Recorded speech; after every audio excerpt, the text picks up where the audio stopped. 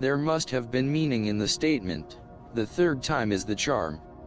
Gary finally having retired, able to subjugate his daily activities. Reading was a priority, attempting to be an extravagant reader through most of his life, now able to reread many of the books from his childhood days that constituted and established many of his acquired values. Fran finding a 24-volume set of the Walter R. Brooks Freddy series on eBay. The classics beginning in 1927, the series a prize for a young fourth grader. An enjoyment to reread and reflect on Brooks' writings, realizing it was a contributing factor to his character and moral standards. Fran searching again, able to find the missing editions in his collected 15-volume set of Robert Sidney Bowen's 1941-1946 World War II epic series, written for young teenagers, of Dave Dawson on eBay. With the new Bowen editions, his collection complete save one, the 15th novel in the series, Dave Dawson at Truck, the seller asking $700 for the edition. As a youngster, the wartime adventure series sparked Gary's interest along with the Japanese military items his father had acquired during World War II in Saipan, Okinawa, and Korea. In the early 60s, having read William Shirer's The Rise and Fall of the Third Reich, his World War II interest was again aroused. Pursuing a military history ambition, subscribing to the Military History Book Club at a time when every retired German or Allied field grade officer authored a book of their World War II experiences.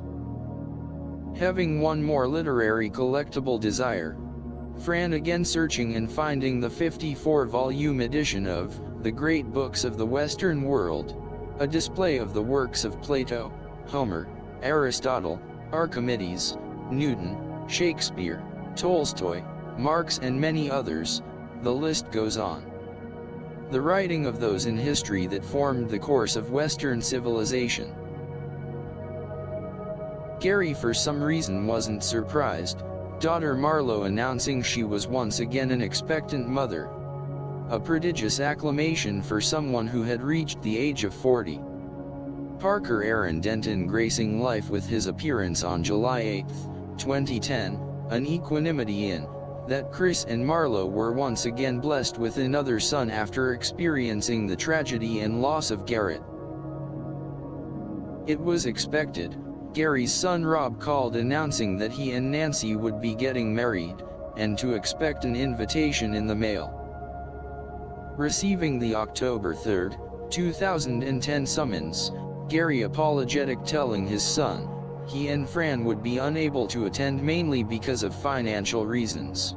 The reality being Fran's health had taken a turn for the worse, and although she prodded Gary to go, he was as steadfast in remaining with her. Those in attendance that Gary knew was daughter Sandra, husband Jeremy, and son Brennan, his ex-wife, Rob's mother Jan and husband Burton Smith. In 2011, the communique from Wichita, Kansas was a surprise, arresting and prodigious. Gary's youngest daughter Sandra was expecting again, having imparted but to a few that she was again with child. August 18, 2011, Carson Nicola Berzer, weighing 6 pounds 5 ounces, announced his debut to this world. Gary Blythe with the announcement. Brennan now having a younger brother, experiencing the closeness of his son Robert and daughter Sandra, their birth dates being a year and a little over 3 weeks apart. The two growing up in accordance, be able to share many of the adolescent joys of childhood, another new addition to a Wilson family. A first for Nancy and Rob, Gabriella Grace weighing 7 pounds 4 ounces. At 1:43 p.m. arriving on May 26, 2013.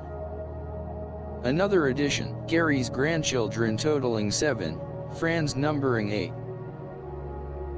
Life was attenuated in Modesto, Gary having adjusted his retirement lifestyle, continuing to chronicle an autobiography of his life, starting with his first recollections and remembrances as a child. With both he and Fran somewhat subject to a solitary life, the distance of their immediate family for the most part remaining over a financial horizon. Except for an occasional trip to visit his sister Nancy and mother in Colombia and a possible venture to Oregon to visit Fran's daughters. Memorial Day remained special. The couple and their canines would journey to Sunset Cemetery outside of Jackson in Amador County to visit Gary's father's final resting place. The drive north on Highway 99, turning east on 88, had special meaning, Gary having honored his father every year since returning to California. The placing of dime coins around his father's place marker, a ritual performed, its meaning initiated by his dad's esoteric asswayhood, started in 1947. Embedding dime coins in the branches of the youthful weeping willow tree at their Greenlee Drive home in Oakland to mark its growth. The symbolic placing of coins never failing to bring a tear, a symbolic tribute to an everlasting childhood memory. And the consequential fact of his failure to find time to know his father. And what could have been, should have been, and never prevailed.